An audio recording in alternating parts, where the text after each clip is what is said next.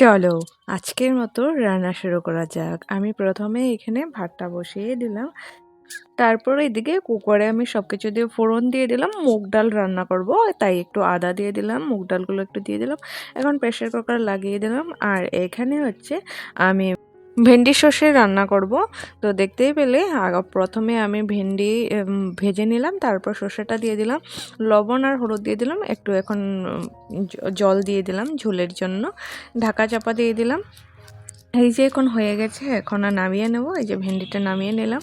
আর কারি পাতা বড়া করব, ওই যে কড়াতে এখন কারি পাতা বড়াগুলো দিয়ে দিলাম, আর তিতা করলা আলু ভেজে নেব। তো আজকে আমার বার্থডে, তোমরা সবাই আমাকে উইশ করো যাতে আমি খুব ভালো থাকি, ফিউচারে যাতে ভালোভাবে চলতে পারি। তারপর ওই যে মুগ ডালে একটু ঘি দিয়ে দিলাম। তো এই যে সার্ভ করে নিলাম ওর জন্য। তো ভিডিওটা ভালো লাগলে অবশ্যই লাইক কমেন্ট সাবস্ক্রাইব করে দিও। আজকের জন্য টাটা।